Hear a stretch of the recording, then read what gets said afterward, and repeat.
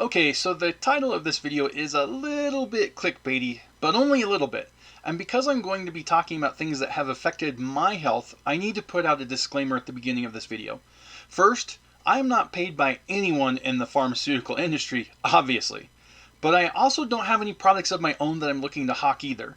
This is just my opinion based on how things have occurred in my own life. As with all things that could possibly affect your own health, you should always remember that at the end of the day, I'm just some random guy on YouTube. You need to talk with your own doctor and make your own decisions about what, if anything, you should do for yourself. With that said, carbohydrates are poisonous. As I mentioned earlier, that's a little bit clickbaity, which is the modern way of saying slightly hyperbolic. In this instance, it's probably more likely that the old quip that the difference between medicine and poison is dosage applies. The problem isn't necessarily that carbs are bad per se, it's that carbs are in everything, and as a result, the standard American diet consists of us eating so many that we're ending up with toxic things happening in our bodies. For me, I was diagnosed as pre-diabetic many years ago, and I had the basic symptoms. I couldn't drink enough water and always had to go to the bathroom. It got to the point where I was getting up several times in the night, either because I needed a drink or because I had to use the facilities again, or often both. And when I really noticed it was when I had to take a 3-hour-long flight. I don't like flying on the best of days, but knowing that I would have to bother my seatmates several times to run back and stand next to the flight attendants until the occupied sign became vacant for me, and it was only a 3-hour flight, that showed just how wrong things were in my body. Eventually, prediabetes became diagnosed as regular diabetes, although I was able to put off the diagnosis by several years by simply not going to the doctor. Note, do not do this yourselves. That is the exact opposite of what you should do. And yeah, it's what the vast majority of manly dude men do. I knew better myself and still did that, so no judgment if you decide to copy that path, but it's not smart. The result of me putting it off was that I began to get neuropathy in my feet. That's where the nerves start to die and you lose sensations. Thankfully, even today it's not that bad. I can still feel pressure in my toes, for example, but at the same time, even when I'm barefoot, it feels like I have a pair of socks on all the time, because every sensation is muffled, for lack of a better term. So when I finally began to take diabetes seriously, I was of course put onto metformin, or glucophage. That helped lower my blood sugar levels, but it also completely wrecked my GI tract. Through this time, I had 2 different doctors since the first ended up retiring, and both of them said I need to exercise more and to eat healthy foods. But they never provided guidance as to what healthy foods meant.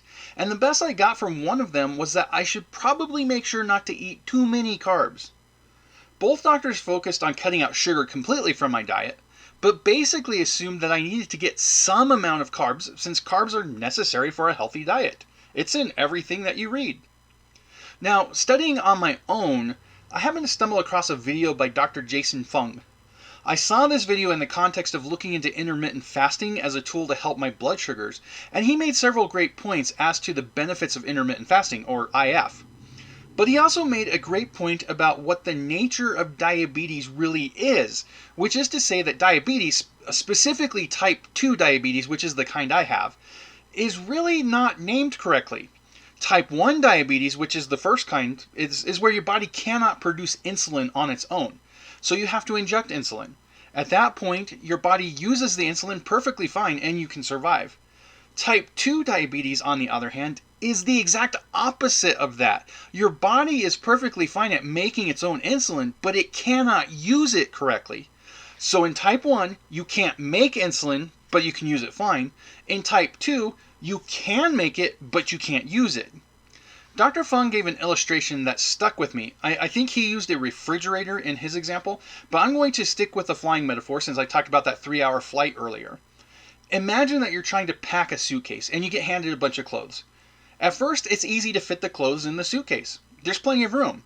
But you keep getting more and more clothes given to you to pack in. Eventually, you run out of room. But you need to keep putting the clothes in, so what do? You start smashing the clothes in as tightly as you can.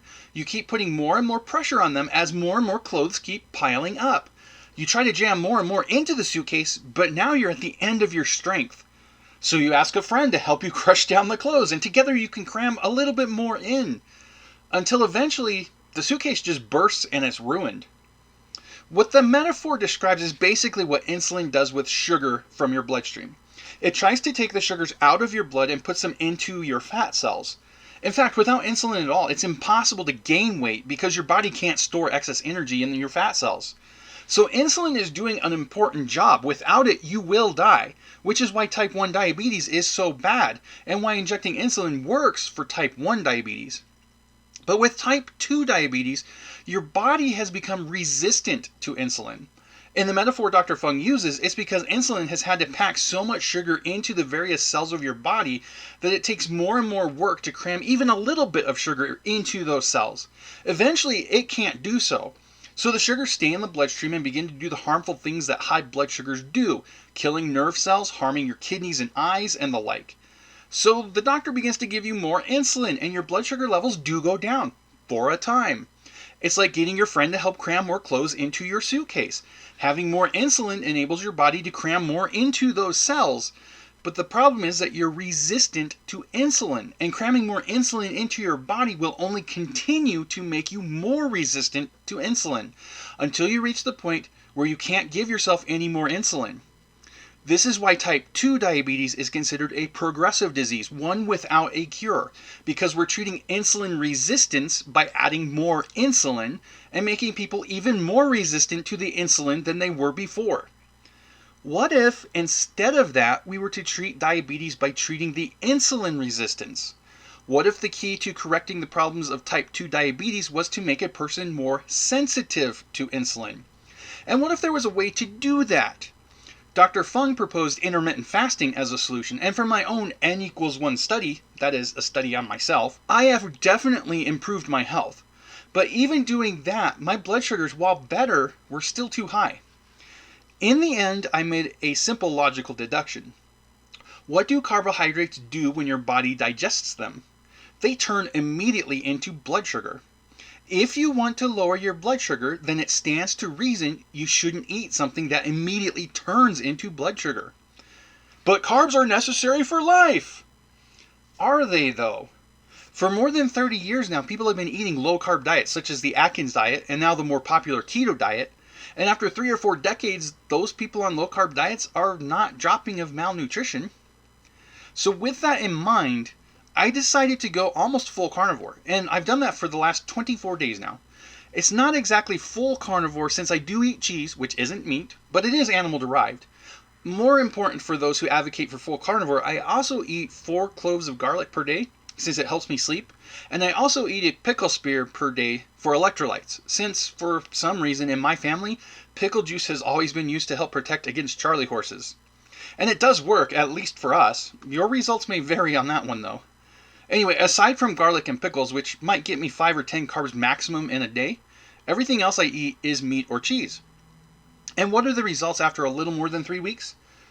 First of all, my blood sugars are perfect now, almost always exactly at 100. Second, I've lost just over 10 pounds, which has actually been nice. I still need to lose quite a bit more weight to get down to a healthy weight, and I know that this will plateau, but for now it's progress. Third, I feel great, and most importantly, I hardly ever feel hungry at all right now. That's the thing that surprised me the most. During quarantine, I'd been eating a lot of really cheap garbage food since it was cheap, and that cheap stuff always has lots of carbs. So I was really concerned that buying meat, which is way more expensive, would break my bank. It turns out that yes, meat is far more expensive, but after the first 3 days of eating just meat, I actually went on a 2-day fast. The first day was mostly unintentional. I had wanted to do a fast but hadn't decided when. That day I just wasn't hungry, so I didn't eat. The next day I decided I might as well aim for a full 48 hours. So yes, meat is more expensive, but I eat so little now that I'm saving money buying meat. So it turns out that eating primarily meat has resulted in me inadvertently being able to do IF like Dr. Fung suggests, and it's super easy, barely an inconvenience. Of course, the ultimate question is simple. This may be helping me with my blood sugars now, but is it healthy long term? Again, keto diets have been around for many decades, and people on them seem to be perfectly fine.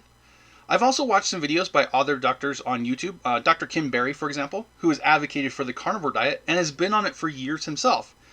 But I've also seen videos from Dr. Eric Berg, who advocates for eating leafy vegetables in a keto diet.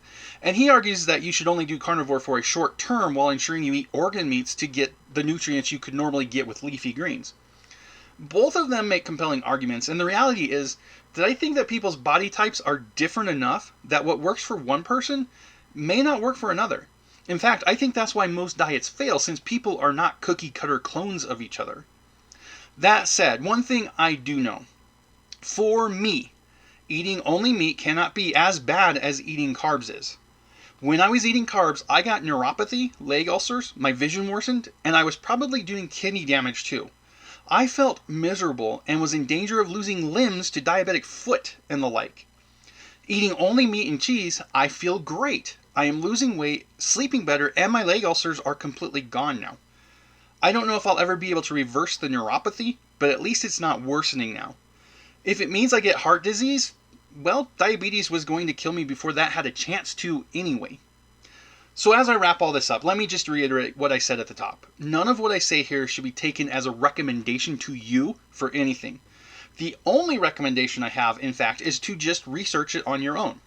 If you have type 2 diabetes, it's perhaps worth your time to see if maybe getting rid of carbs completely will help you. For me, with my body type and my family history, carbs are poisonous. But for you, they might not be. And in the end, don't make any health decisions based off of one guy's story on YouTube. Investigate it on your own with proper precautions with your own doctor. And as always, I hope you have a wonderful day. Peace out.